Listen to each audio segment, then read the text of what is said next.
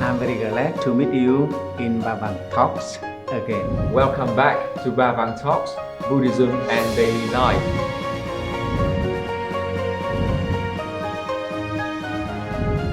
Hello everyone and welcome to this episode of Ba Vang Talks, Buddhism and Daily Life.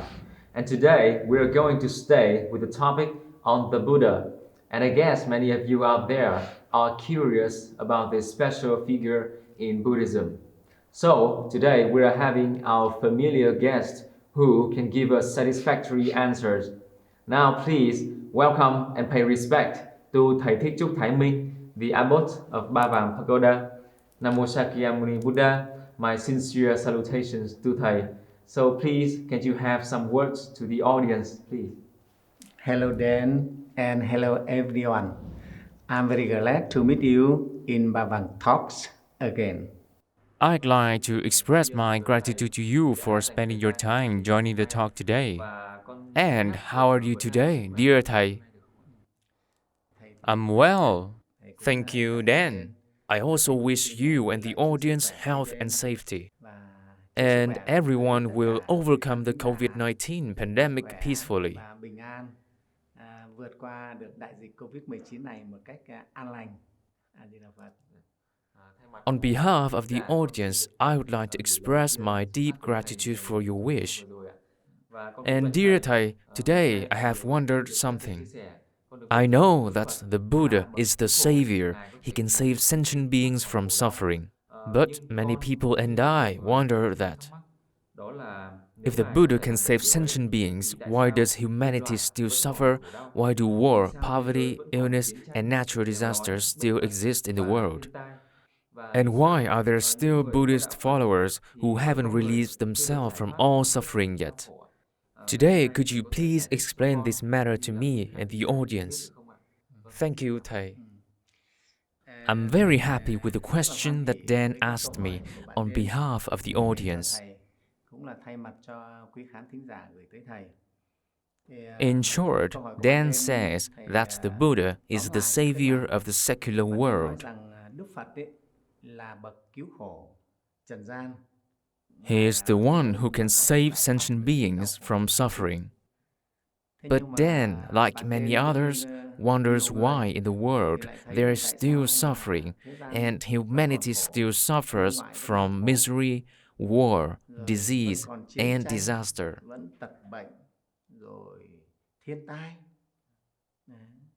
He also asks why among Buddhist followers there are people who haven't attained liberation or the end of suffering yet. Why is that? Is that what you are wondering, Dan? Yes, dear Thay.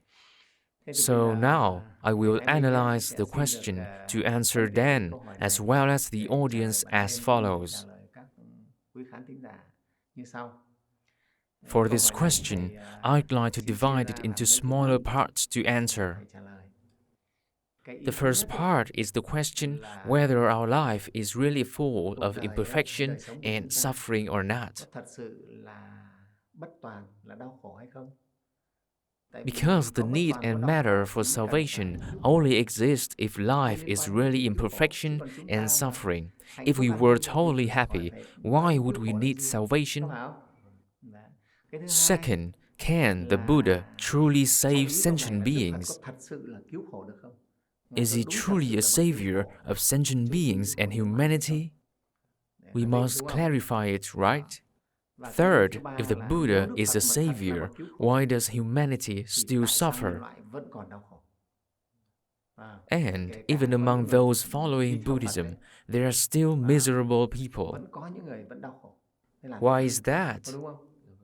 So, I'd like to analyze this question into those smaller points to answer Dan as well as the audience.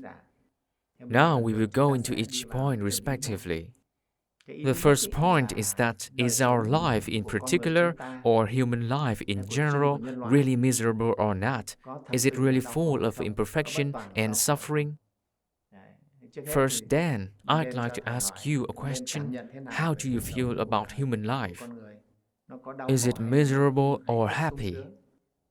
Dear Thay, at my age, I feel that no one can avoid suffering in life, and specifically right now, humans are struggling to deal with the COVID-19 pandemic. I can see that people are bothered by the fear for their health and even their lives, so people even have unspeakable suffering. Therefore, I think that life truly has great suffering. How about your life, Dan? How old are you? Dear Thay, I'm 25 years old now. 25. I think you still have joys and pleasures, don't you? But do you feel more joys or sorrows? Dear Thay, I think it is true that there are ups and downs in life. I notice and contemplate that there always comes a sadness after a joy.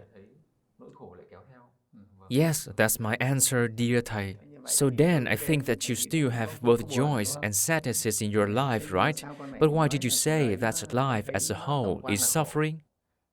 Dear Thay, as I feel, everybody in life have to experience the suffering of birth, old age, and sickness.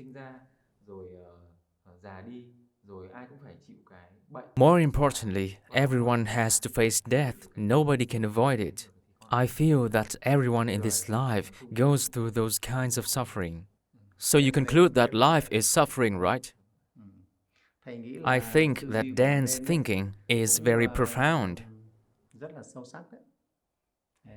Today, we will analyze the first idea to find out and evaluate whether our life is really miserable and imperfect or not.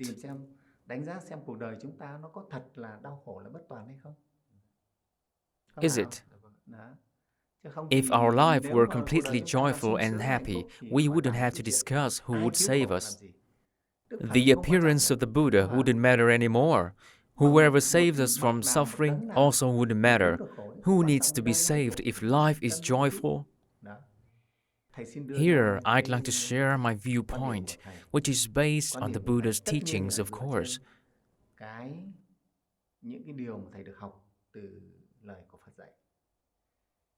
That's the essence of our life is suffering.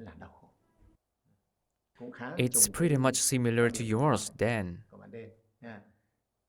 At such a young age, you have a general view of the characteristics of life, and you also draw a conclusion that life is suffering. At my age, from what I have learned and practiced in Buddhism, I also affirm that life is suffering. So, what is suffering in life like? How does suffering manifest itself? Let me share with you, Dan, and the audience. Okay, today let me tell a little bit about kinds of human suffering to prove that life is suffering. Dear Great Assembly, human suffering can be divided into two parts.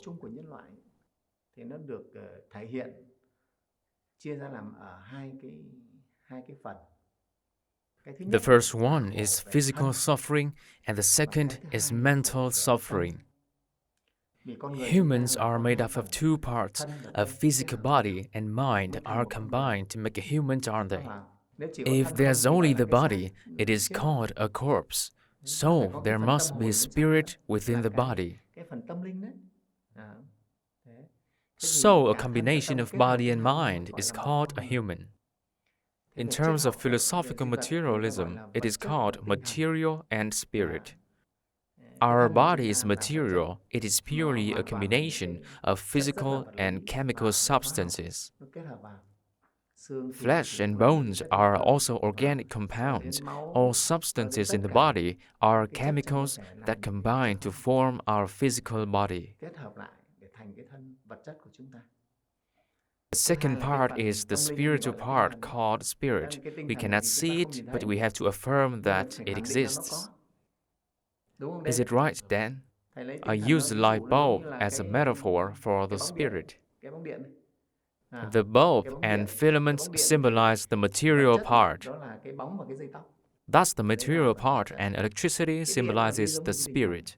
Without electricity, the light bulb can't produce light. It will become valueless. Only when there is electricity can the light bulb produce light and be useful. Likewise, the spiritual part of humans. I've used electricity as a metaphor for spirit just for example. Without the spiritual part, there doesn't exist the composition called a human. It is indispensable. The suffering of humans in a broader scope, of all mankind, of all sentient beings. Sentient beings are beings who have consciousness and feelings. In Buddhism, beings are divided into sentient beings, and in sentient beings here mean beings that have feelings, emotions, senses, and consciousness. Here I'm talking about sentient beings whose suffering invades both body and mind. The suffering of the body is physical suffering. What is physical suffering? We suffer right at birth, don't we? 9 months in the mother's womb is suffering. It's really tough. Then being born is suffering too. So no newborn babies laugh. Do you ever see anyone born laughing then? Everybody cries at birth. So it's said that our life begins with a cry, which implies that life is suffering. We should find out the essence of the matter. As a human, what physical suffering does one experience? The suffering from hunger and thirst. Hunger is suffering, right? No food to eat is suffering. Hunger is very miserable. And mostly sentient beings kill each other for food. So do animals. They struggle, fight, and kill each other for food. So hunger is suffering, thirst is suffering, extreme suffering.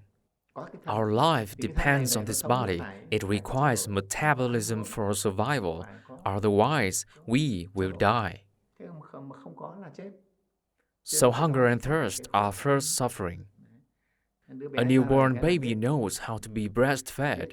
He will cry if being pulled off his mother's breast. You see, it is suffering. Then what are other sufferings? The suffering from the cold and the heat.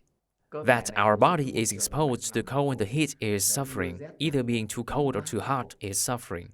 Mankind has undergone periods of extremely high temperature which resulted in huge death tolls. At 40 to 50 degrees Celsius, numerous people died. So, being hot or cold is suffering. What's next? The suffering from the polluted environment. Water pollution, air pollution, noise pollution, and food contamination all belong to the physical world, and they make us suffer. Living in such an environment is suffering. What else? As you've just said then, humans have to grow old. Old age is suffering. Getting old means having blurred vision, deaf ears, gray hair, wrinkled skin, curved spine, and weak knees. So much to suffer. People become less valuable when getting older. It's miserable when we can't enjoy life anymore. Therefore, no one wants to grow old. And as you said then, the next suffering is sickness. Everyone has to suffer from various diseases. In the current COVID-19 pandemic situation, as you said then, the whole world is suffering and panicking because of this pandemic. Sickness is suffering. There are numerous kinds of diseases. There are incurable diseases like cancer, right? It's very difficult to cure. Extremely difficult. Humans have to suffer from those diseases, not to mention minor illnesses, right? Sore eyes, toothache, headache, runny nose, and so on. Everyone finds diseases suffering. And perhaps in this world, no one doesn't get sick in their whole life. I remember that in the history of Buddhism, probably there was only one arhat who never got sick. It's very rare, only one arhat. Almost no one has such blessing as he had. We all have to suffer from diseases. So sickness is suffering, and the next suffering is death. Death comes to everyone. Death is the decay of the physical body. It perishes and cannot move, like a log on the ground. Then it has to be burnt or buried. Death is something very miserable. All sentient beings are afraid of dying and losing their bodies, but death still comes. Nobody can avoid it. Even Pengzu, a Chinese man who lived for 800 years, died. No one can avoid death. So death is a great suffering of humans, of all sentient beings, that everyone must experience. Everyone all has to die. Therefore, death is suffering. We have many more kinds of suffering. What suffering? It's the suffering from natural disasters and calamities. What natural disasters? Floods, storms, flash floods, tsunamis, earthquakes, volcano eruptions, meteors and comets hitting the earth. You see, then, NASA predicts that by 2022 or so, there will probably be a meteor hitting Earth based on its current orbit. So we can see humanity has to face so many dangers. Humans are so miserable. As long as we have a physical body, we have to experience such suffering. What are other kinds of suffering relating to our body? We might even be beaten, tortured, imprisoned, and seized. Right? Those things also make the body suffer, so many kinds of bodily mistreatment. Then come accidents, especially traffic accidents. You see, Dan? Vietnam ranks among the top countries with the highest number of traffic accidents in the world. It's said that the number of victims of traffic accidents may be even more than that of wars. So terrible. Especially today with the developments of means of transport, there are many high-speed motorcycles and automobiles. People nowadays are more likely to lose control. Not many people can keep calm while driving. Therefore, so many accidents happen. And there are many other accidents relating to the body. So, the physical body itself is linked to various causes and conditions of suffering. You see, Dan, I think you can see that there are so many causes. It is miserable to have the physical body. That's why there's a saying, having a physical body means suffering. When we have a physical body, we suffer. Our suffering comes from the interaction with outside factors and from our own body, which suffers from old age, sickness, and death. When we interact with the outside environment, there are many conditions and situations that make us suffer, such as poverty and accidents. Many accidents have happened recently. I've just talked about the suffering of the physical body. That's just about the suffering of the physical body. Is it too much? So much, but that is not all. It is endless to tell it all. And now we will talk about mental suffering. Again, we'll divide mental suffering into smaller ideas. The first is the suffering of living in the community and society. Humans themselves bring miseries to each other.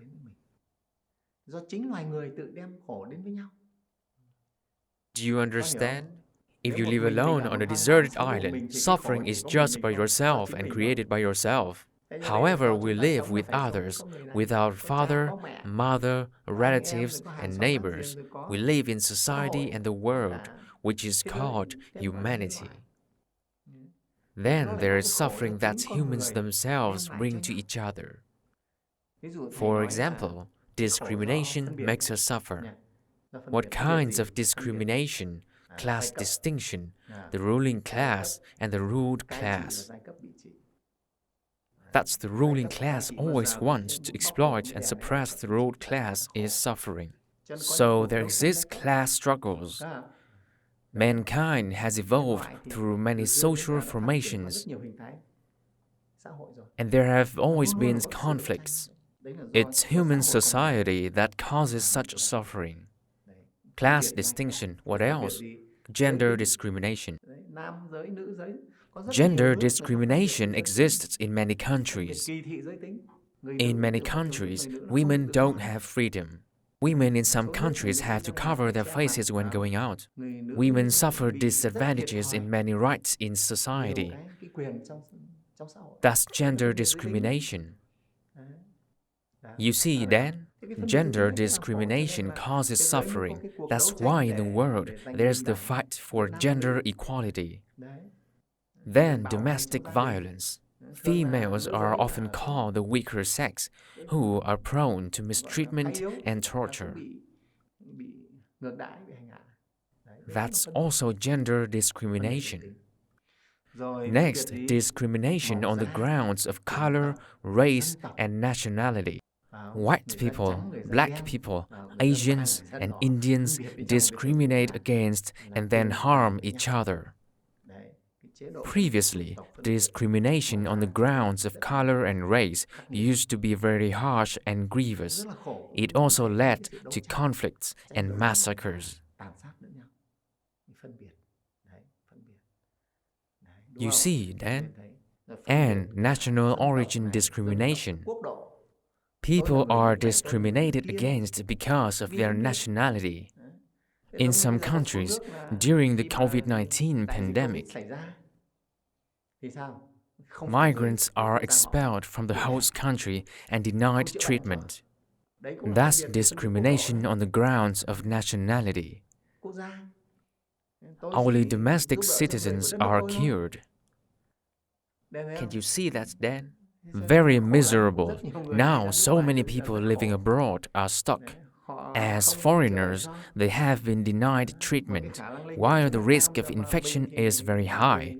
Some were even expelled from the host country, while travel restrictions made it hard for them to come back home.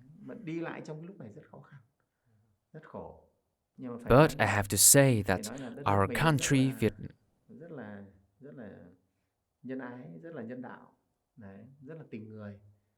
in this situation, the government still arranges to bring its citizens living abroad back home. That's very precious. Here, I want to say that discrimination is suffering, that humankind or human society causes itself. Then what are other kinds of suffering? The suffering of discrimination on the grounds of qualifications and intellect. The fool and the wise hurt and disparage each other.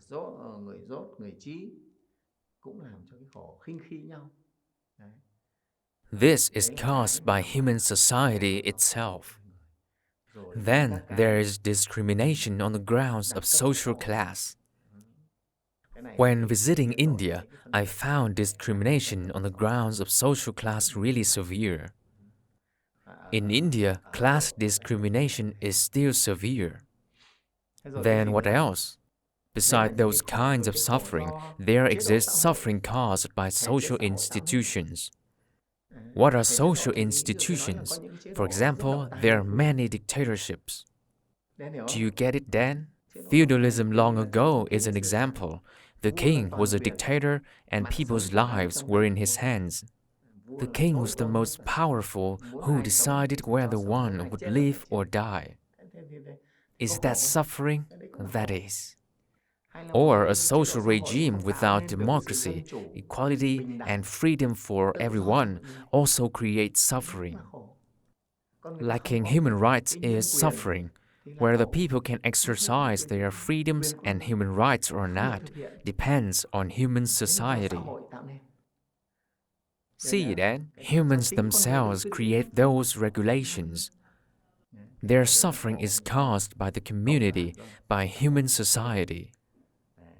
I say that human society causes suffering for itself. Next is the suffering from our own mind.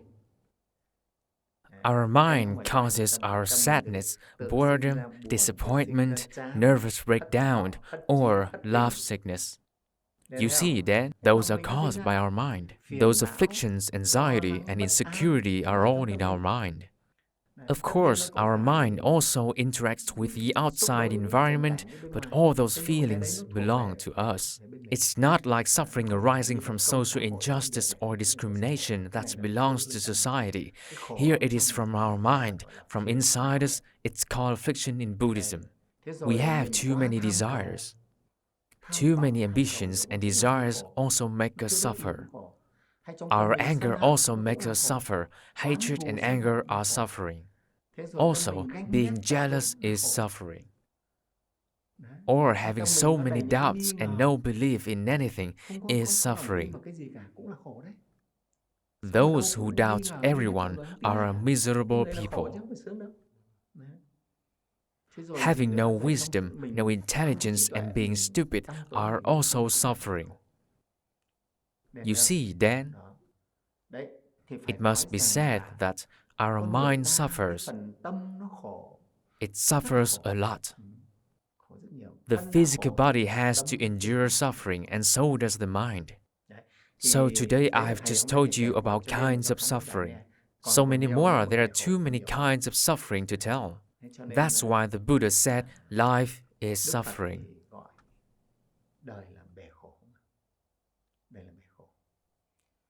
When he attained perfect enlightenment, he clearly saw the essence and the causes of sentient beings suffering.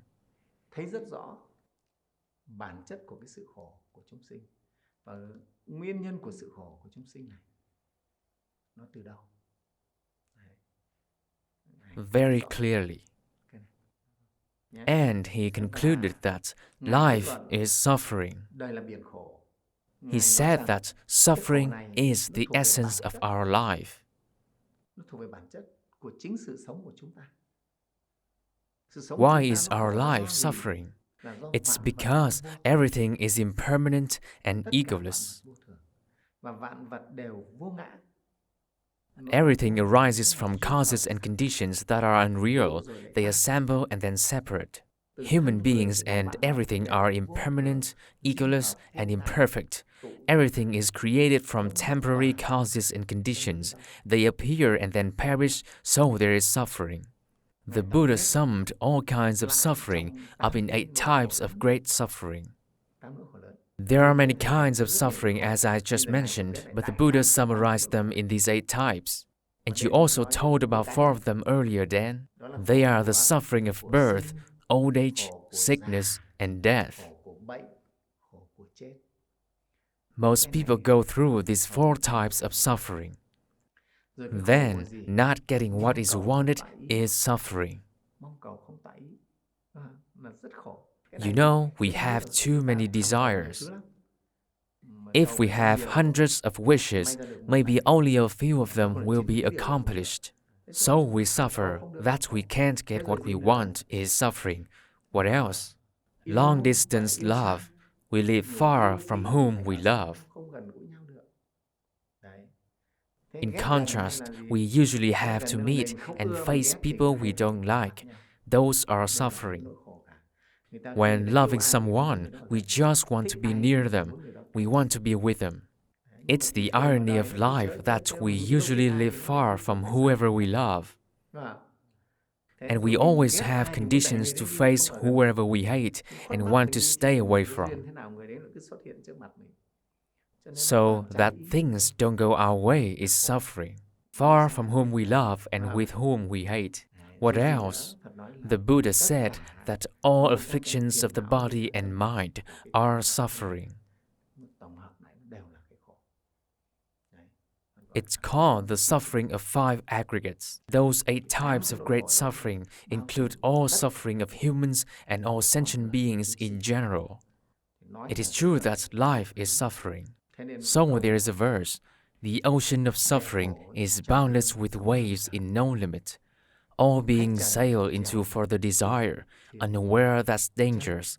The sails have gone with the wind, the sails have gone off. All are in the ocean full of suffering. The writer implied his meaning in this verse. The Buddha said life was the ocean of suffering. We are guests in this life. We are in the ocean of suffering. Sailing into four desires implies that our physical body or our boat is adrift in the ocean of suffering. What does it mean to be the one going with and going off the wind? Those who go off the wind are unfortunate people in life. That's about the ones who go off the wind. People who go with the wind are those whose life is plain sailing. Whoever they are, where do they end up? They still end up in the ocean full of suffering. They're still in the ocean of 8 sufferings that they cannot get out of, and especially they are stuck in this cycle of birth and death. So, who can get out of the ocean of suffering? As in whichever direction, they are still in the ocean. They haven't got out of the ocean yet. Do you know how to get out of the ocean of suffering then? Dear Thay, I am still wondering how. I think there's only one way. It is to fly up, then we will escape the ocean of suffering. We can get out of the ocean by flying up, right? Whichever direction we swim in, we are still in the ocean. Only by flying up can we escape. If we want to fly, we need wings. And I must say that only Buddhism can give us wings and help us fly up, and thus get out of the ocean of suffering. In Buddhism, those wings refer to blessings and wisdom, which is derived from concentration. In addition to blessings, if we have the right concentration and the right wisdom, we ourselves can fly straight up and get out of the ocean. Otherwise, no matter which direction we swim in, we are still in that ocean and cannot get out of it. That's it. Now we can sum up the first idea that life is suffering.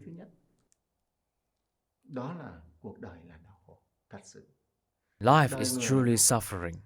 And especially in this period, I believe many people will realize that life is suffering.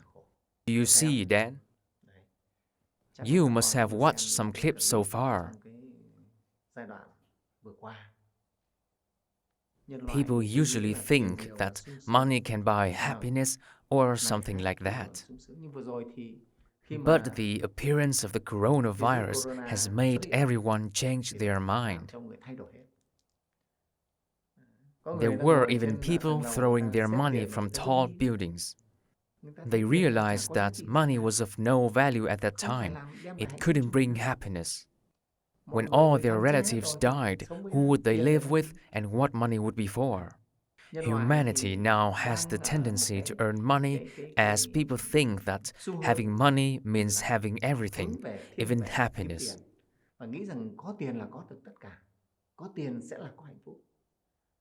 So there's an idiom, money talks.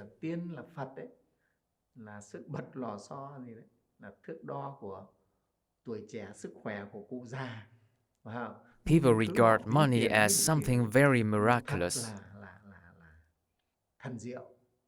It can bring people happiness and end suffering. But when COVID-19 came, money was no use. At that time, life was very important, and it was impossible to use money to redeem life. When death comes, money can't talk. So we have to look back, and I think the COVID-19 pandemic has enlightened many people about the fact that life is miserable and impermanent. You see, then, many people have realized that their life is so fragile. A 70 or 80 kilogram person can die from such a microvirus that cannot be seen with our naked eyes. No need to use guns, booms, bullets or swords at all.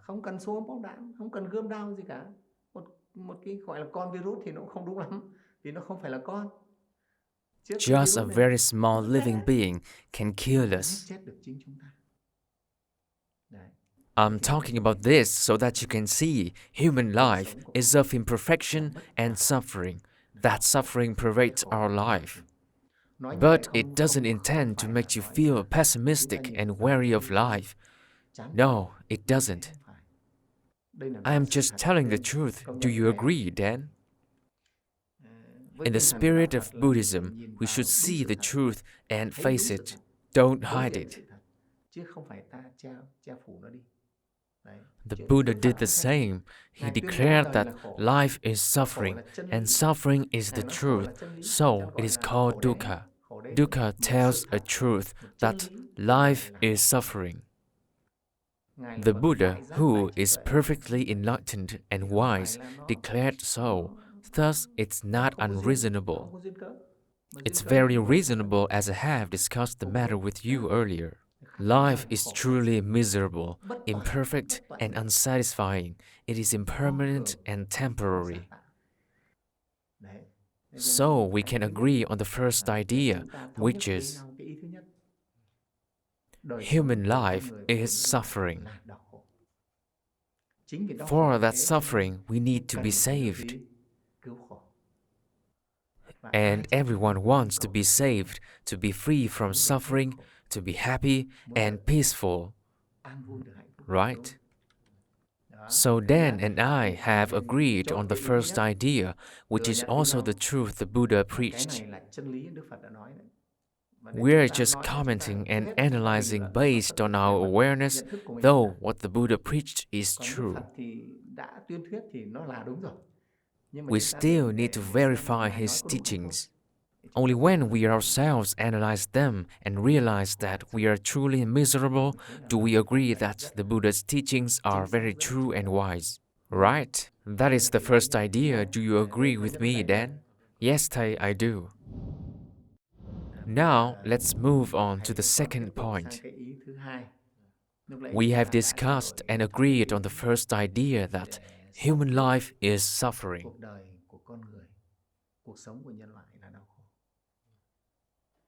Now, let's come to the second idea. We will discuss to see whether the Buddha is truly a savior or not. Đến thống nhất với thầy và tất cả các khán thính giả thế, xem chúng ta cùng bàn xem Đức Phật có thật sự là bậc cứu khổ chúng sinh không, cứu khổ nhân loại không? Thế thì What do you think about this, Dan? Với cái ý này thì nên suy nghĩ thế nào? Do you think the Buddha is a savior? Đức Phật có thật là bậc cứu khổ không? Yes, dear Thay. I have learned the Buddha's teachings and tried applying them to my life. I see that I have overcome difficulties and alleviated somewhat afflictions in life, and I feel I have progressed and matured to some extent. Then I believe that the Buddha is truly a savior, dear Thay. Thank you. To verify whether the Buddha is truly a savior or not, I would like to share something with you and the audience.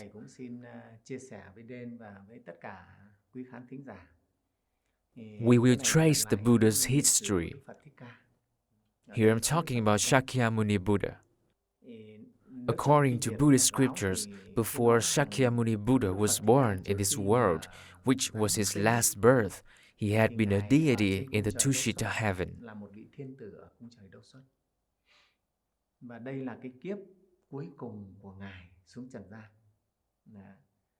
He was a bodhisattva who manifested himself as a deity named Prabhapala. You all know, as a bodhisattva, he had done good deeds deriving from a compassionate mind to save and guide sentient beings from many lives. He had done so many things to save sentient beings. And that was his last birth, so he continued those deeds. At the request of devas, when causes and conditions in the world were fully assembled, he descended to the world. In the sutra, Bodhisattva Prabhupada observed so many conditions. From the heavens, he observed how mankind was, whether there were adequate conditions for him to be born or not, and which nation he would be born. Would that nation be suitable for spreading the Dharma?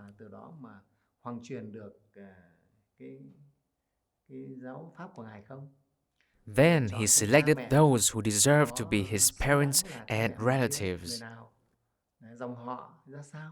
His birth depended on many factors. When he found causes and conditions adequate, he decided to descend to this world and enter the mother's womb.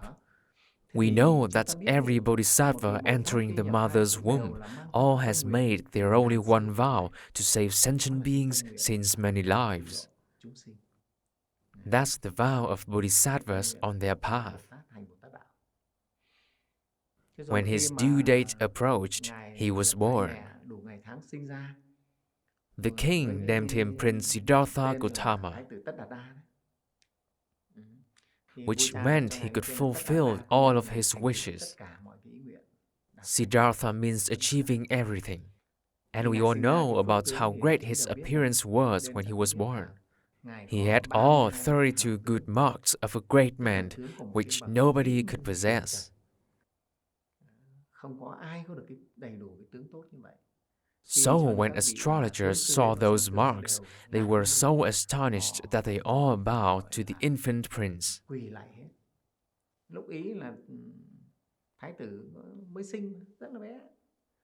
Everyone respected and paid homage to him before his superior appearance. Observing his appearance, the astrologers foresaw that he would become either a wheel-turning king ruling the world or a special one who could save sentient beings from suffering.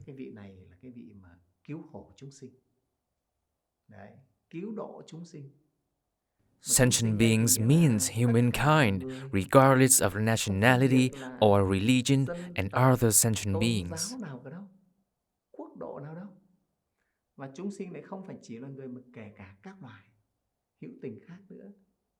Not only humans are considered sentient beings. The astrologers predicted so. The prince then grew up in a splendid palace and was extremely pampered by the king. You know, the king and the queen hadn't had a baby until their middle age. 7 days after giving birth to the prince, the queen passed away and then was reborn into a celestial realm. Despite being pampered, the prince always showed great humanity, loving kindness, and morality from his childhood.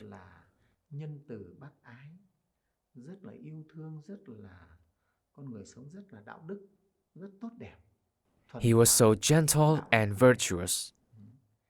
When he attended the plowing festival with the king, the prince observed a bird swooping down to snatch worms in the field.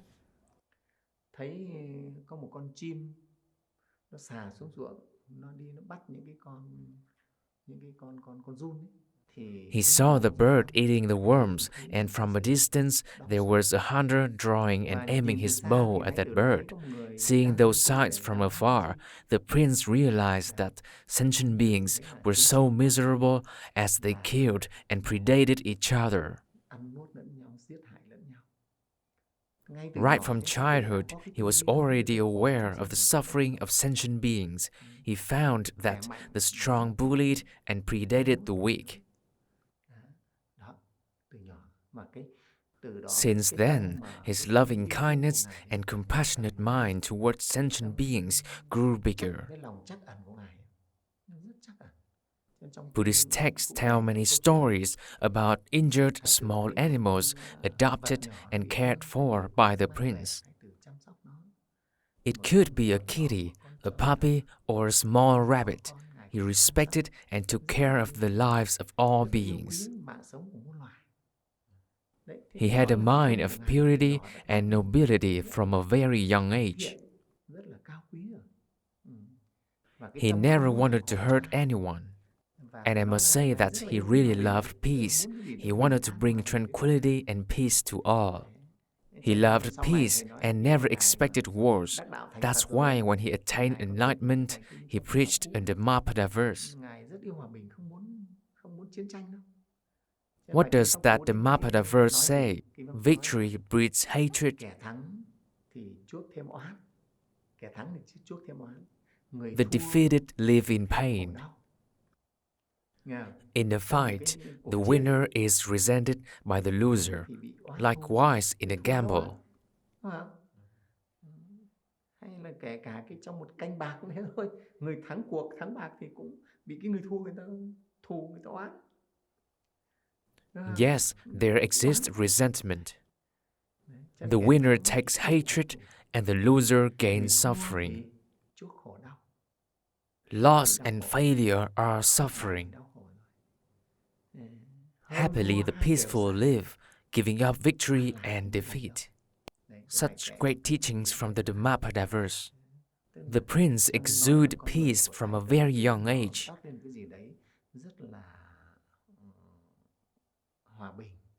He didn't want people to harm, fight, and kill one another. He didn't want sentient beings to suffer. Right from his childhood, he was like that. Then Buddhist texts say, when the prince grew up, he went through 4 gates of the palace and encountered an old man, a sick person, a dead person, and an ascetic. Coming back, he started to be concerned. Then the prince realized that life is truly miserable and imperfect.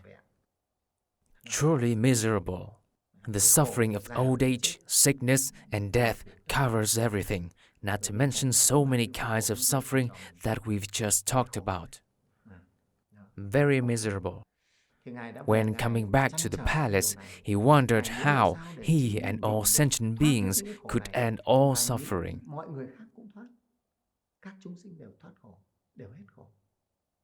So the prince asked his father how he would not be old and sick, how he would not die, and how sentient beings could release themselves from suffering.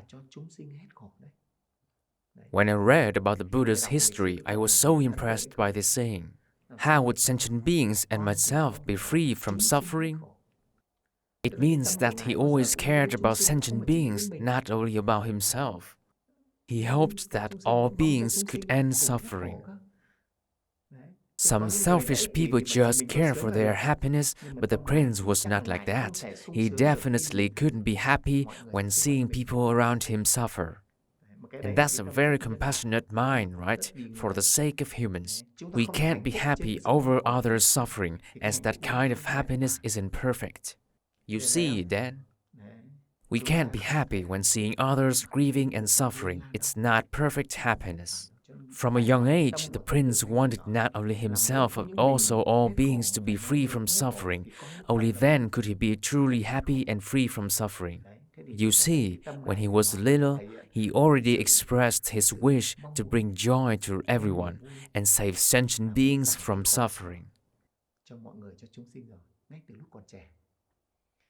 When his concern got so big that he left everything to find a way to save himself and sentient beings from suffering.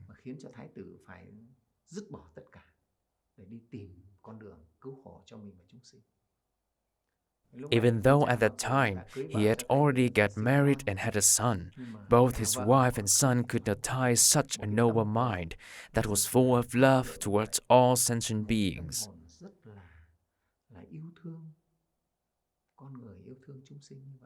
No one could stop him, even his wife and son, as he saw that those family ties were just a selfish affection. And he aimed at a greater love and wanted to do greater things. So he left the palace, his beautiful wife, his beloved son, and the throne. That was a great sacrifice, great renunciation. At that time, the prince was just 19. In normal life, we often say that he had a bright future, right? But he left everything behind. I must say that was a very great sacrifice. So brave was the crown prince to leave everything. Though the path ahead seemed vague, he consistently moved forward to find a way to save himself and sentient beings from suffering. And he left. Buddhist scriptures say that he spent 5 years fighting teachers and 6 years practicing extreme asceticism in the forest. The prince experienced severe ascetic practices that no one could ever endure. He said the suffering he endured was the most extreme. He went through all just because his mind was to find a way to save himself and sentient beings from suffering. So he left with such ambition and ideal. In Buddhism, that's called a great bodhicitta, or a great compassionate mind.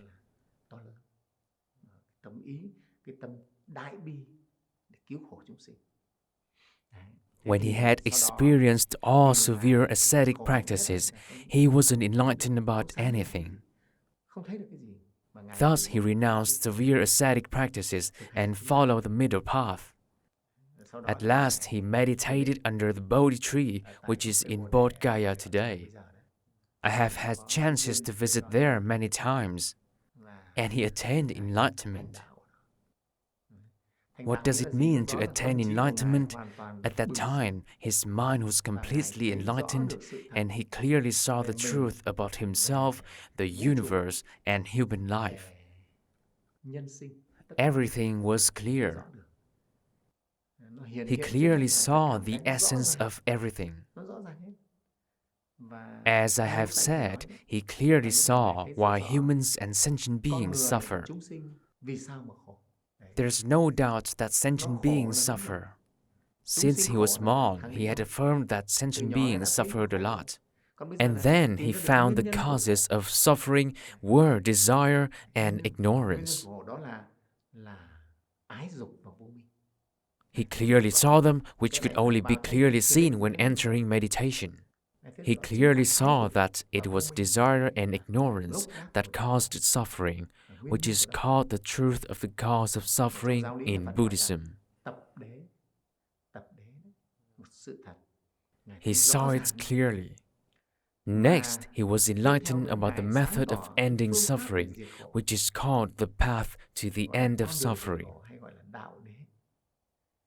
And he affirmed that this path could end suffering and lead sentient beings to peacefulness and the end of suffering, which was called nirvana, or ultimate happiness, where no suffering dwelled.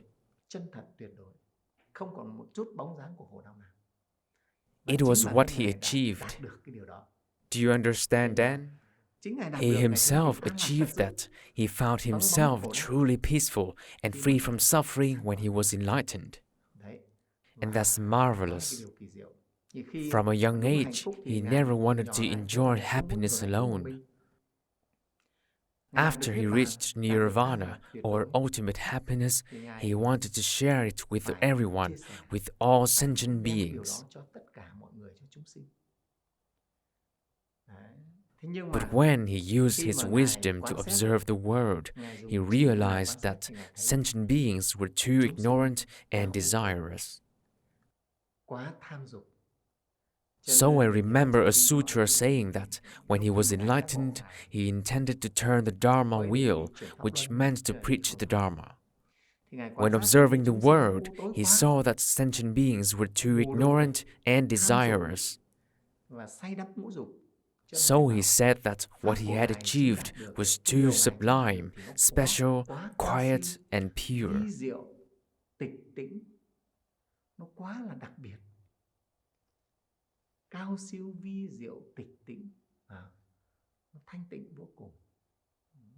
But sentient beings were too ignorant, ordinary, and desirous to easily absorb his teachings and what he was enlightened about.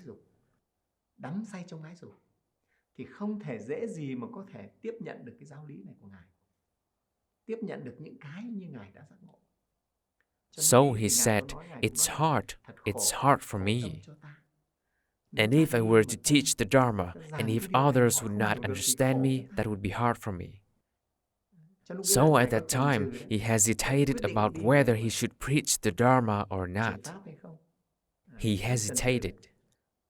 But then the Brahma Sahampati 3 times requested the Buddha to turn the Dharma wheel. He said that sentient beings varied in fundamental ability. Likewise, the lotus, some were still immersed in the mud, some emerged from the water, and some bloomed already. Therefore, though not all sentient beings could understand the Dharma, the Brahma hoped that the Enlightened One would preach the Dharma to those who had adequate conditions to absorb his teachings so that they could be saved from suffering. After the Brahma repeated his request 3 times, the Buddha finally decided to turn the Dharma wheel. So you know, when the Buddha attained the path, he didn't want to keep the happiness to himself. He reached the end of suffering and he wanted to share that path with sentient beings so that they could also release themselves from all suffering as he did. So he had a mind of saving sentient beings, didn't he? The Buddha persevered with that mind. However, he groaned, "If I were to teach the Dharma, and if others would not understand me, that would be hard for me." At the request of the Brahma, he decided to go. He went to the deer park to turn the Dharma wheel by preaching his first sermon to the 5 Kaundinya brothers. In the sermon, the Buddha spoke out the truths. It is called the 4 Noble Truths. It is the truth that life is suffering and there are causes of suffering. Those causes are real. And there's a path to the end of suffering, to the true eradication of suffering, and to absolute peacefulness and true happiness. The Buddha taught the 5 Kaundinya brothers to cultivate themselves, then all of them could attain nirvana and end all suffering. The Buddha then continued his work of saving sentient beings. He transformed and ordained Yasas along with more than 50 friends of his. Yasas was a young man from a rich family. At that time, tired of worldly life and love-sick, he met the Buddha and was saved. After listening to the Buddha's teachings, Yasas was enlightened and decided to get ordained. Then he introduced his friends to the order. At the time, with a total of 60 monks, the first Buddhist order led by the Buddha was established. So until that very moment, the 3 jewels were fully formed. Since the Buddha ordained 5 brothers of Kaundinya, the 3 jewels were formed. When the Sangha totaled 60 monks, the Buddha taught all the monks that they should go. I would like to quote a piece of the Buddha's teachings from that sermon. What did the Buddha say? "O bhikshus, I am free from all fetters and attachment in the world, both divine and human. You also are free in the same manner. Go forth, bhikshus, for the welfare of many, for the happiness of many, out of compassion for the world, for the good and welfare and happiness of devas and men." Here, the Buddha said that those monks were like him. They had attained the end of suffering. They were saved from all suffering by the Buddha. And now they should go to spread the light of the Dharma to everyone. The Buddha also said that each monk should go in one direction. 2 monks shouldn't take the same route. When 2 monks went to the same place, they would teach fewer sentient beings, so each monk should go in a different direction to a different place. And the Buddha himself also went to bring happiness to mankind, devas, and all sentient beings. So we see that his work of saving sentient beings was real. As in history, after having attained the path, the Buddha carried out a constant process of spreading the Dharma to save sentient beings. He was always on the go, almost without a day off. The Buddha's Trong daily schedule was lịch very của Đức busy. Phật trong một ngày kín hết cả. Lúc nào cũng thế, kín hết cả. Ngài His schedule was always filled with Dharma talks to the Sangha, to devas, and teachings to transform sentient beings. đi để hóa độ cho mọi người. A hectic schedule. 49 years of his whole life was the work of saving sentient beings from suffering. The Buddha adopted education to save sentient beings. Lấy giáo dục để mà cứu độ chúng sinh. He taught and transformed sentient beings so that they would be enlightened. Then people practiced his teachings and they could transform themselves to eradicate all suffering and attain the end of suffering. The Buddha saw education as the most important, so in Buddhism, the Buddha is said to have the teaching power. His main means to save sentient beings was education. I would like to ask you a small question. As you just said, the Buddha spent most of his time educating beings and he taught the Dharma to help people release themselves from all suffering. So, my question is, was education the only method that the Buddha used to save sentient beings? Thank you for your question. It's true that the Buddha and his Sangha took education as the basis. Education means preaching to educate sentient beings and to spread morals, the way of living, and the method of living to achieve happiness and eliminate suffering.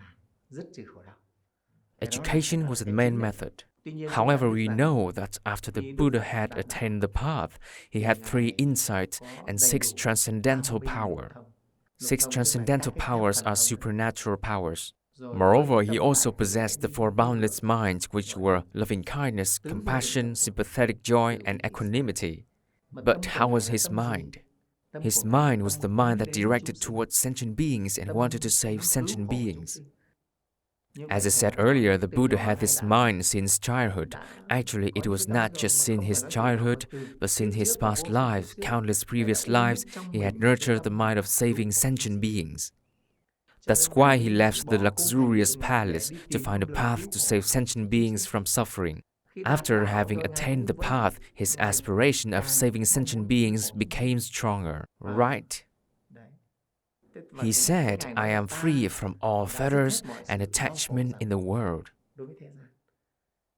You monks are also free in the same manner, so now you have to go to bring this source of welfare and happiness to sentient beings. That was his mind of saving sentient beings, and after he attained the path, he had many means to save sentient beings. However, preaching was his principal method. Thanks to his education, today we have the Tripitaka inherited from him. Do you understand that? The Tripitaka contains a great number of the Buddha's teachings. That's thanks to his work of educating sentient beings. In terms of the number of religious texts, it can be said that Buddhism ranks the first among religions. No other religions have as many scriptures as Buddhism. There are countless sutras that it is impossible to read them all in one lifetime. So besides preaching, he had many other means to save beings. He led by example. His demeanor and gestures were also his means to transform sentient beings. Then he had great educational compassion. His compassionate mind had a very special energy. Previously, I already said that the compassionate mind of the Buddha spread throughout the Dharma realm. His compassion was not limited to any being. So let me tell you then and all the audiences that the Buddha had compassion towards all beings. He didn't discriminate in favor of those who followed his path to love and rescue them. No discrimination on the basis of religion, race, and skin color. That's what made him special. He was transcendent and he realized that all sentient beings were suffering, regardless of their religion, nationality, country, or realm. They were all sentient beings who suffered and needed to be loved. And he wanted to save all of them. That was his mind, I assert. Though my cultivation is insignificant, I can feel my mind a bit like that. I also want to help everyone release themselves from suffering, not just Vietnamese people, or only people of this nation, of that nation, or just my relatives. For example, in this COVID-19 pandemic, I pray that all of humanity will overcome this pandemic soon. I hope so. That is my mind and my hope. So the Buddha's mind was much more perfect than that of anyone. Then his compassionate mind had enormous power. Compassion is power, so we have to sense it in order to realize it. If we are able to sense that mind of compassion, we will realize miracles. For example, that power is like an electromagnetic wave or radio waves. And we are like TV turners. If we don't turn it on or select the right channel, the television won't work and display the right pictures. Do you understand, Dan? Yes, I do. Grasp that principle. So the Buddha's mind covered all sentient beings. But only those who could understand and had a connection with that mind would receive the protection of the Buddha. The Buddha saved sentient beings with his compassionate mind. Besides, the Buddha also used supernatural powers as a method to save sentient beings. You may have heard in the novel Journey to the West, Sun Wukong has 72 transformations, right? Here, the Buddha used supernatural powers to save beings. Supernatural powers are a transformation to save sentient beings. Avalokitesvara Bodhisattva is an example. Have you ever read the chapter, The Universal Gateway of Avalokitesvara Bodhisattva in Lotus Sutra then? He has many forms of manifestations to save sentient beings. Namely 32 different manifestations, depending on sentient beings' conditions and their abilities. Avalokitesvara Bodhisattva will manifest himself as appropriate forms to save them. Formerly, when I read that sutra, I found this passage very easy to read. For example, to those who are to be saved by the form of a state official, he teaches the Dharma by changing himself into the form of a state official. To those who are to be saved by the form of a boy or a girl, he teaches the Dharma by changing himself into the form of a boy or a girl. That means sentient beings vary in abilities and conditions. Each one has their own liking, each one needs a different method to be rescued. Avalokitesvara Bodhisattva has such supernatural powers to save sentient beings. But here I'd like to say to Dan and the audiences that whatever it is, whether it is the Buddha's compassion or his supernatural powers, it is impossible to go beyond the principle of cause and condition. Everything only exists when there are adequate causes and conditions. Everything is controlled by causes and conditions. So Buddhism is also about the principle of cause and condition. Whether it is supernatural powers or miracles, there must have causes and conditions for their manifestation. Nothing manifests itself without a reason. Although the Buddha's compassionate mind and his supernatural powers are immeasurable, we must have adequate causes and conditions to sense them. As the sun shines all over the earth, but it doesn't mean that we can make a fire from sunlight everywhere on earth. Do you know how to make a fire from sunlight then? Dear Thay, I have never made a fire that way. Con chưa lấy. Recall the physics lessons at school. When I studied physics at school, I was taught to put a magnifying glass under the sunlight. When sunlight converges, it can burn a sheet of paper and form a fire. I used to do that. So the sun shines everywhere, but not everywhere is appropriate to form a fire. Using a magnifying glass can make a fire, so it requires adequate conditions. Is it miraculous that sunlight can generate fire? Very miraculous, isn't it? Normally, to make a fire, we have to strike stones against each other. Or we can rub a spindle to create heat and then make a fire. But here we just need a magnifying glass. When putting the magnifying glass under the sunlight, you can make a fire. Just let some tinder under that magnifying glass, it will ignite. Fire can be made very miraculously like that, but it also requires adequate conditions. Without the magnifying glass, fire won't be created. However, with the magnifying glass but without the tinder, there will be no fire as well. Similarly, the Buddha's compassion spread throughout the world and covered all beings.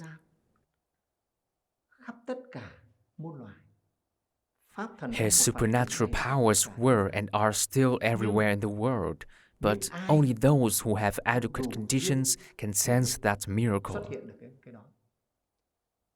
So the Buddha used supernatural powers to save sentient beings. It originated from his compassionate mind, but there must have been adequate conditions as well. Remember that when causes and conditions are fully assembled, miracles will appear.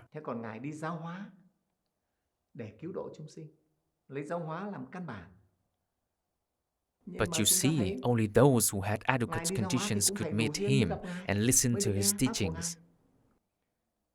As you see, the world's population is nearly 8 billion now.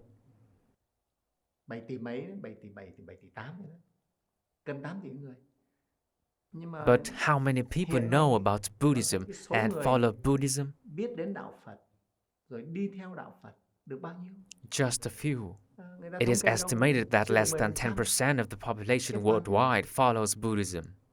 At the time of the Buddha, not everyone had the chance to meet him and listen to his Dharma.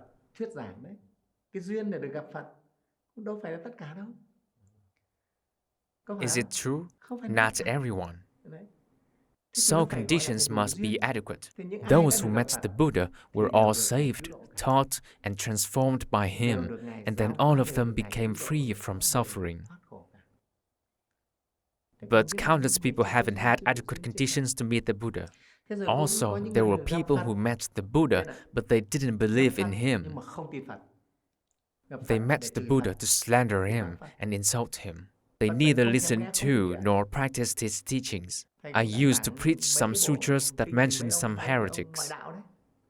A heretic met the Buddha, but he didn't believe in the Buddha's teachings because at that time he was a leader of a heresy, so his ego was enormous. If he had followed the Buddha, he would have lost all of his adherents, so he couldn't accept it. Although he knew the Buddha was so wise, he didn't listen to the Buddha's teachings because his ego and his conservatism had hindered his wisdom. He accepted to keep his heresy. Later, he ended up in misery. When he died, all of his disciples left him. However, he still kept his heresy. He said to his disciples that they could choose to stay or follow Gautama, the Buddha. So you see, that heretic man even had the chance to meet the Buddha, but he didn't have conditions to absorb the Buddha's teachings. That was a lack of conditions. Right? That even happened in the Buddha's time. Much less nowadays when the Buddha already entered Nirvana.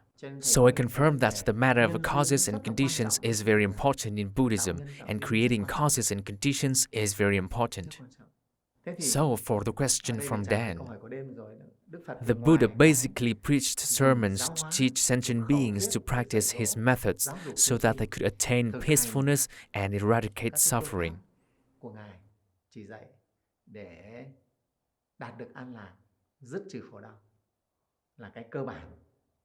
Besides, he also had many other means to save beings. including his supernatural powers and his compassionate mind. Here I'll tell some stories about his compassionate mind. Once, a gang of about 100 thieves were arrested by a king's army. They were tortured, thrown into a cellar, and beaten brutally. It seemed that those thieves only waited for death. But a thief among them, who previously had listened to the Buddha's teachings and seen him, raised the belief in the Buddha that very moment. They were at a dead end, so he thought, just believe that the Buddha could save us. Then he told everyone to chant the Buddha's merit. Everyone, please reflect on the Buddha's merit. I've known that the Buddha is a lifesaver. Just put our faith in him and chant his merit. The Buddha is very compassionate.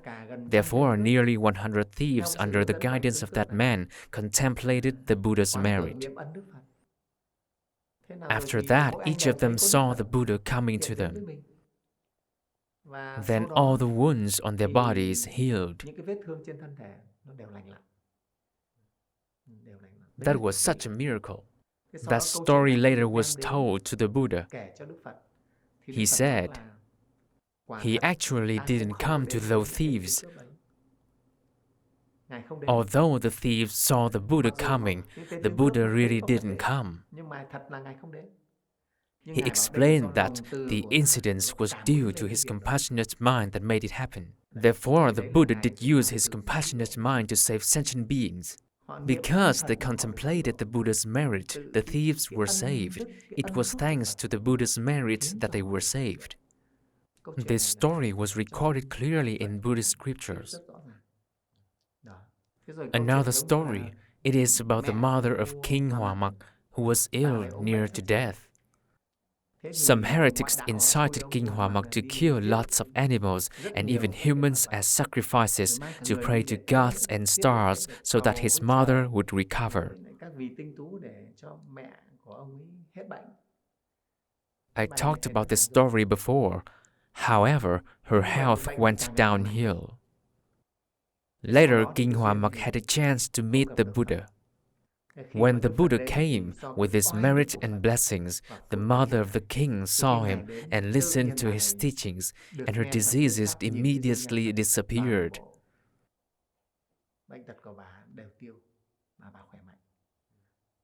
So at that time, King Hwamak decided to take refuge in the Buddha. Why was that? That was very special.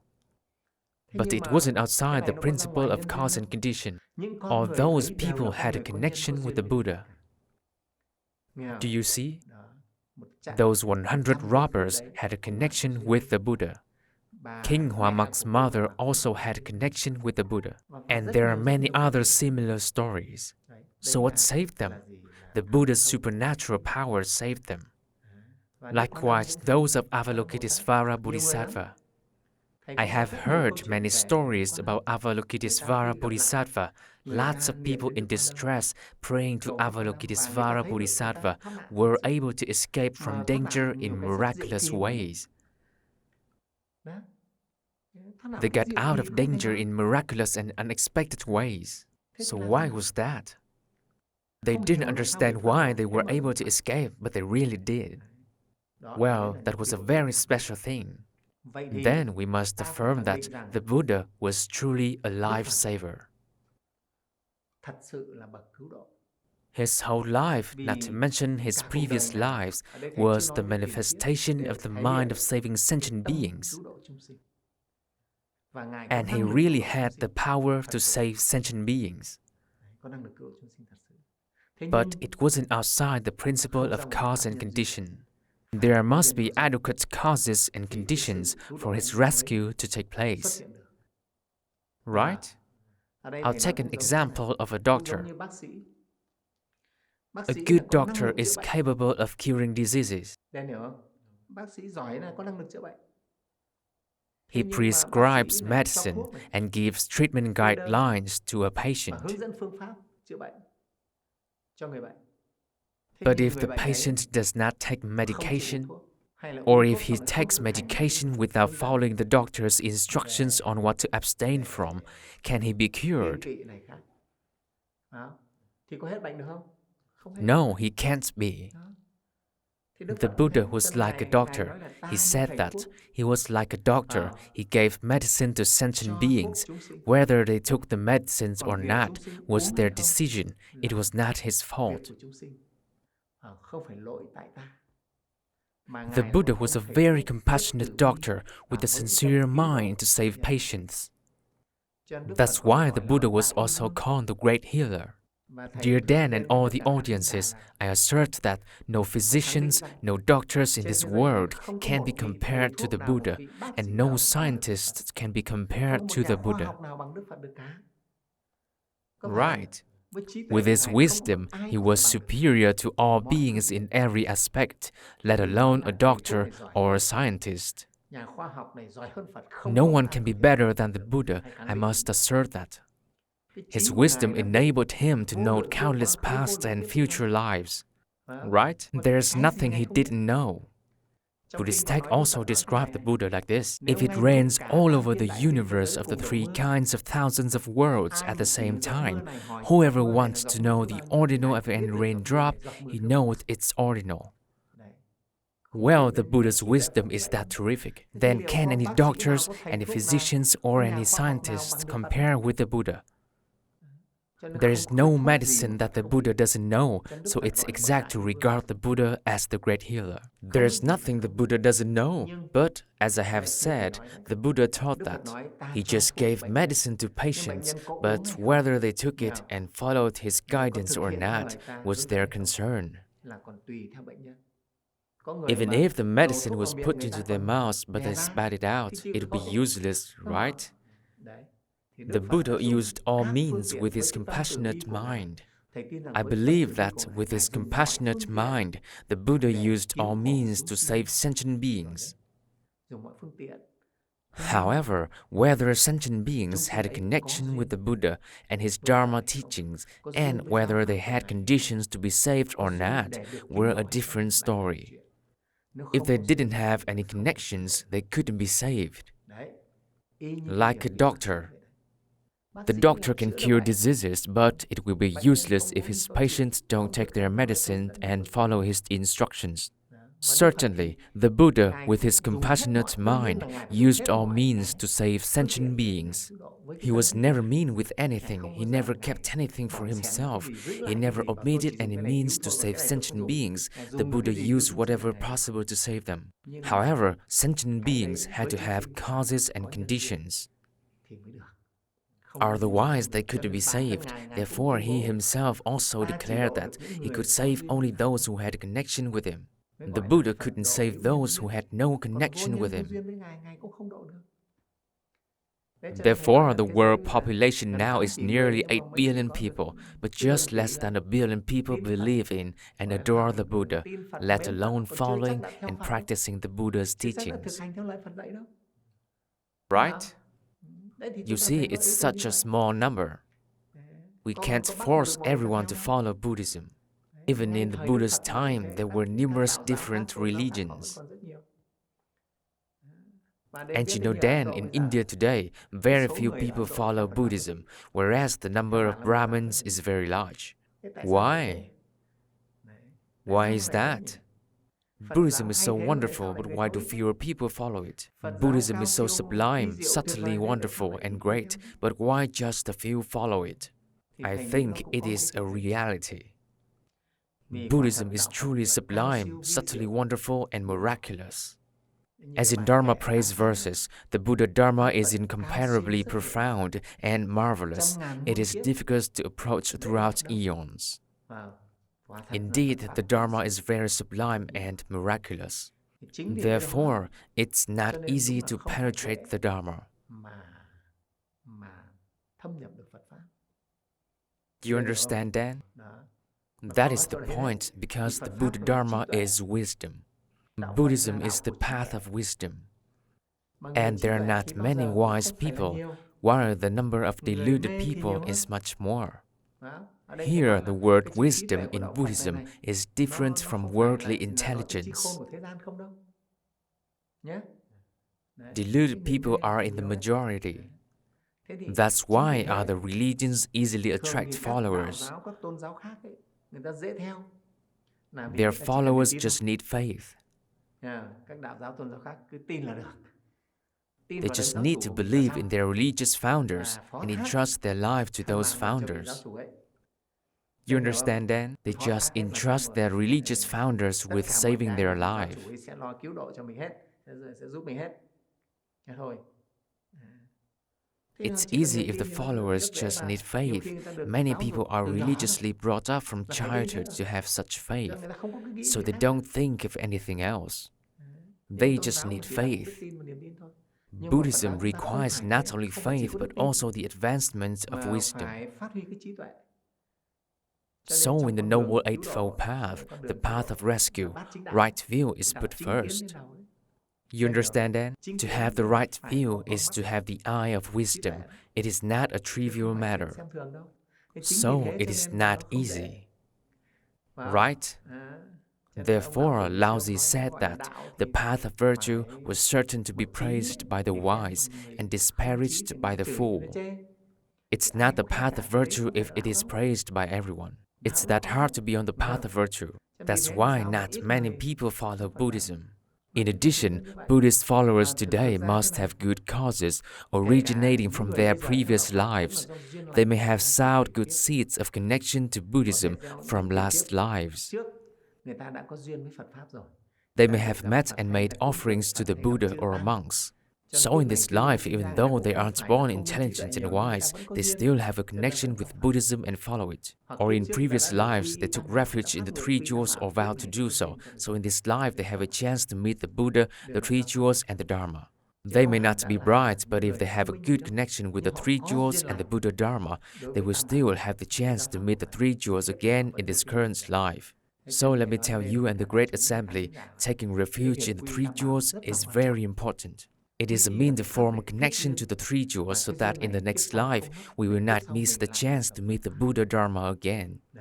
Well, though in this life we may not be so smart and bright, we have formed a connection to and taken refuge in the Three Jewels, so in our next life we will have the chance to meet the Buddha Dharma, which will later help us attain enlightenment and liberation. Then I discuss this point so that you can see that the Buddha, or Buddhas in general, and Bodhisattvas have complete compassion towards sentient beings. They adopt various means of saving sentient beings, but their means can't be outside the law of cause, condition, and effect. So the Buddha himself also said that there were things he couldn't do. The Buddha called them three things impossible. He couldn't save all sentient beings. He couldn't. What else? He said that he couldn't change fixed karma of sentient beings. I say those were what he declared. He also couldn't save beings having no connection with him. He couldn't. You know that now many people have no connection with the Buddha. We bring the Dharma to them, but they deny it. They refuse to listen to it. Because the number of people having connection with him is very small, I, together with all monks, nuns, and lay Buddhists of Ba Vang Pagoda, have to make a vow. What vow? To be a supporter of the Three Jewels and to spread the Buddha Dharma all over the world.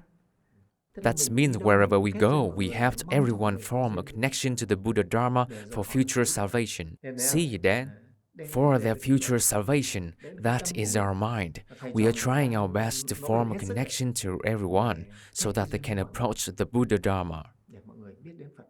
And when people approach the Buddha Dharma, it will be a cause and condition for them to be saved. Many people, you asked why some people following Buddhism still suffer. Right? Your previous question? Let me give a straight answer. If there are people considered as Buddhist followers, but they don't practice the Buddha's teachings, they are in name only. For example, in northern Vietnam previously, there were people who had gone to pagodas maybe for 30 or 40 years, but they didn't know anything about the Buddha Dharma or taking refuge in the three jewels. Well, they followed Buddhism, but they didn't understand anything. Therefore, following Buddhism is not just about having faith, it is also about learning, understanding, and practicing the Buddha's teachings. The Buddha taught us the way of living to eliminate suffering and reach happiness. If we don't practice his teachings, we will still suffer. And there were special cases when the Buddha used his supernatural powers to save them. Those people must have had a very special condition, or those who can attract the compassion of the Buddha to get enlightened. Those cases were very rare, not so popular. We need to create good conditions to have such chances. Here, there is another idea that I'd like to share with you, Dan, and the audiences. What is truly the Buddha's purpose in his rescue program? He wanted sentient beings to attain enlightenment. Suppose the Buddha wanted sentient beings to have a wealthy and enjoyable life. What do you think, Dan? Did the Buddha have such a purpose? Dear Thay, to save sentient beings so that they will live in clover is not the end purpose of the Buddha, I think. Now I want to discuss this point with Dan and all of you.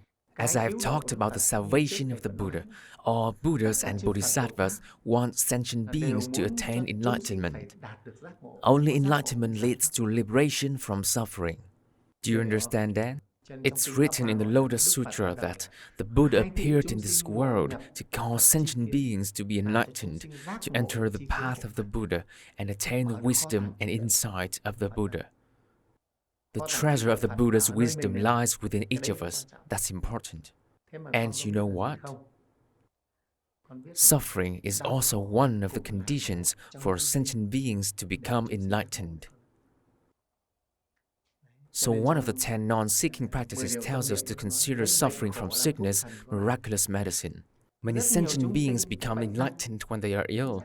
What are they enlightened about? They are enlightened about the fact that life is miserable and impermanent, so they will no longer cling on to anything. Do you understand?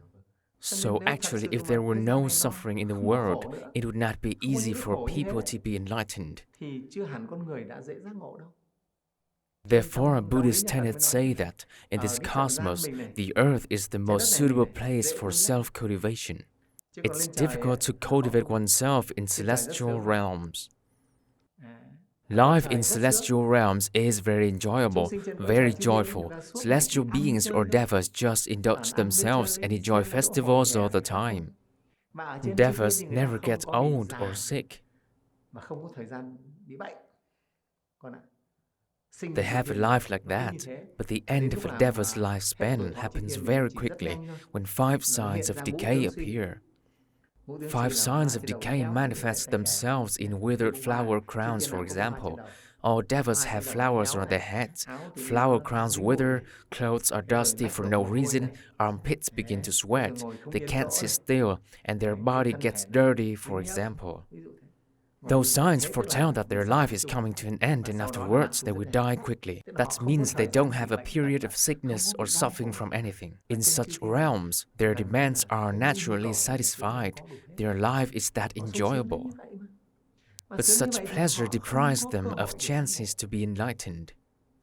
I've read a sutra which says that the Bodhisattvas once found the devas indulging themselves in sensual pleasures. They were just absorbed in sensual pleasures. Let me tell you, Dan and the audience, like some children of rich families, they only think of sensual pleasures such as racing and traveling. They don't think of self-cultivation. Wealth allows them to indulge themselves, travel around, and create all kinds of excessive indulgence that make them debauched. Life of devas is the same. Their life is that joyful. So the Bodhisattvas realized that the devas would be spoiled soon, such a waste of their time.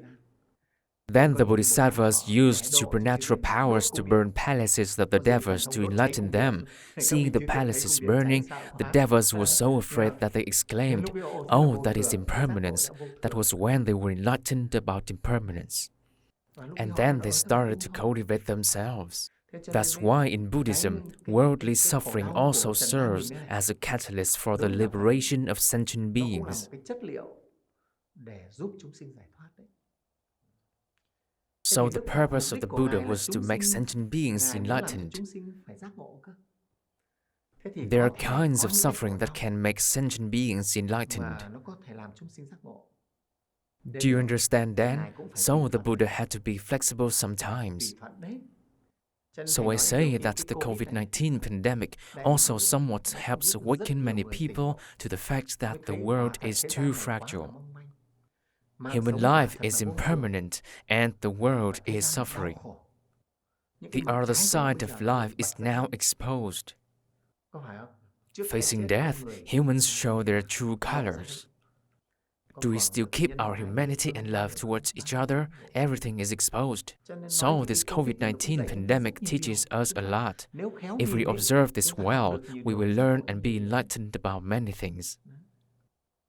If we are too healthy, we are likely to think only of sensual pleasures, aren't we? Right? So the Buddha taught, yearn not for a body always free of diseases, because a disease-free body is prone to desire and lust. Being too healthy may increase our demands in debauchery. What you said earlier is right, Dan. The purpose of the Buddha was not to help sentient beings being clever. I believe that with the Buddha's wisdom, he could have carried out reforms since his time, like teaching people to produce lots of material wealth, an abundance of material wealth. Right? There is no scientist, physician, or doctor whose wisdom is as great as that of the Buddha. He could have, but why didn't he teach us? Because he knew it was not the way to save sentient beings, to save humans. Hedonism will lead to vices like selfishness and rivalry.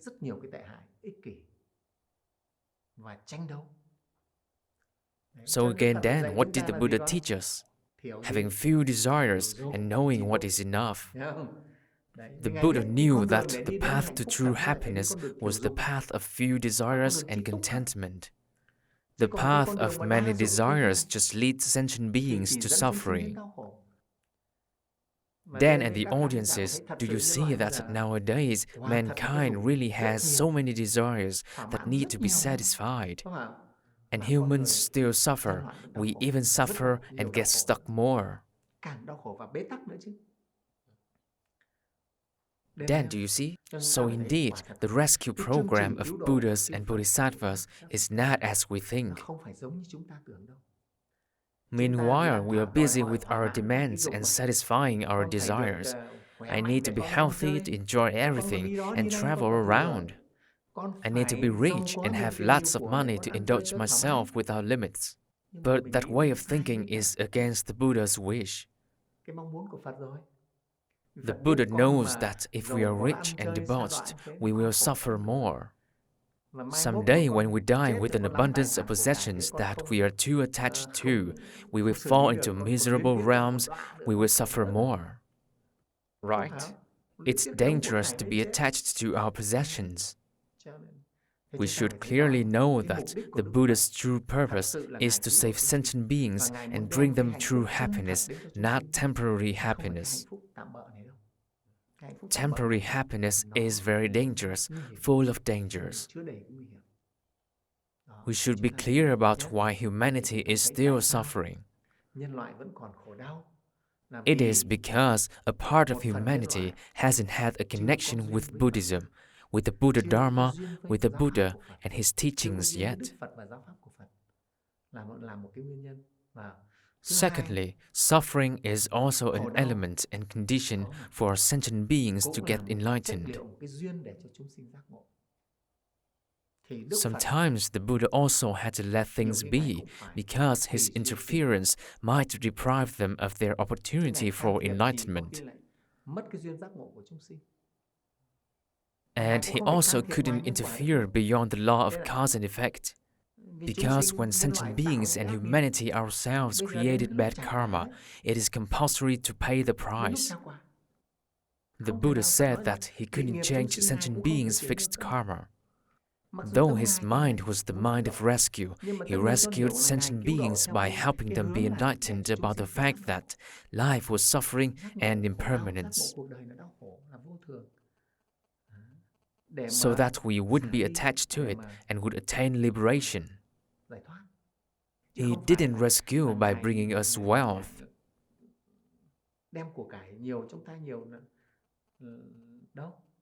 You understand, Dan? That is the truth. It's not that he rendered us more self-indulgent.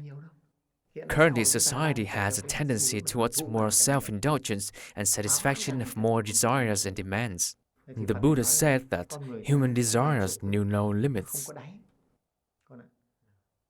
Humans never felt enough. Satisfying desires is like quenching your thirst with salt water.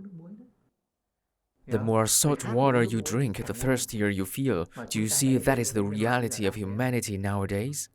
That is, the satisfaction of desires is never enough for humans. They keep craving for more. Their desire is endless and can never be met. Their greed and desires will lead to rivalry. Greed leads to anger, dissatisfaction causes struggle and many kinds of suffering. So there remains the cause of suffering, right? We should know that the rescue program of the Buddha is unlike what mere mortals like us think and expect. Humanity is inclined to satisfy desires. The Buddha saved us by making us realize that desires are suffering. Desires are the cause of suffering, so we should have fewer desires. And later, we'll even have to renounce all desires to truly eradicate suffering. The Buddha's rescue is unlike what we think. So we see that the world still suffers. It can't be any different. I myself observed this world and found it full of suffering, war, slaughter, sickness, natural disasters, floods, and such like.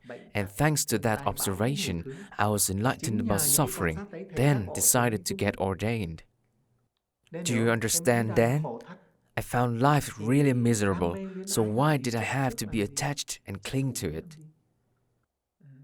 I had to find a way to free myself from suffering. Therefore, leading us to the eradication of suffering, to enjoy life as in celestial realms, is not Buddha's purpose.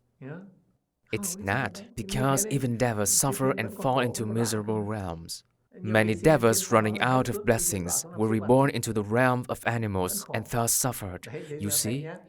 So here I answer your question to explain to you and the audience that the Buddha is truly a savior.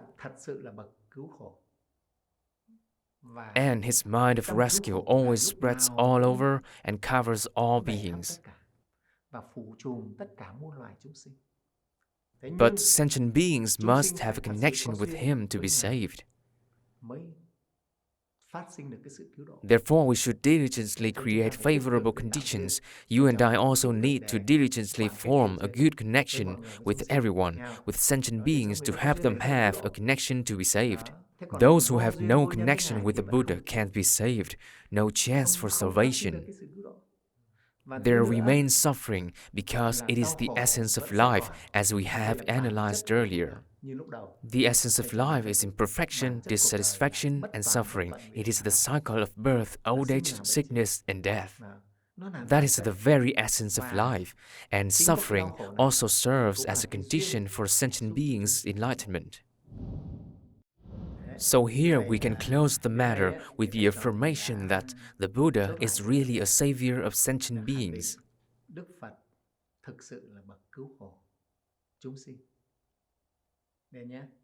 His wishes, his manifestation, and his whole life clearly prove that.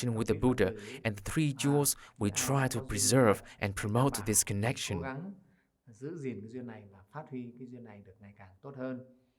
Then we will truly sense the rescue of the Buddhas, the Bodhisattvas, and the sages of the 10 directions, and thus live a peaceful life, and especially approach perfect enlightenment and liberation. Và đặc biệt là tiến tới cái sự giác ngộ, giải thoát được viên mãn. I wish all of you health, happiness, and protection from the Buddhas of the 10 directions. Sức khỏe, được an vui và được cái sống trong sự độ trì của mười phương chư Phật. Thank you, Dan, for giving me a very profound question, because of which I could answer the audience lots of matters. Để thầy trả lời được khá nhiều vấn đề cho quý khán thính giả.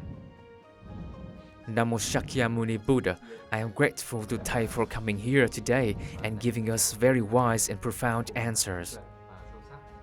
Through your answer, I clearly see that the Buddha is truly a lifesaver. He always has a great mind of saving sentient beings. It's for helping them attain enlightenment, not just for their pleasures and wealth. He truly wants sentient beings to release themselves from all suffering. From this point, I also understand that we need to create opportunities to be connected with the three jewels. Only when having a connection with the Buddha, the Dharma, and the Sangha are we like seeds or trees which reach for the sunlight, knowing how to follow the path of ending all suffering that the Buddha taught. And I feel that's when we truly follow the Buddha's ideal. So you've got the answers from Thầy Thích Trúc Thái Minh. Please tell us what you think in the comment section below. Don't forget to like and subscribe to our channel. I will see you soon in the next episode. Thank you very much. Thái Minh, thank you very much. See you again next time.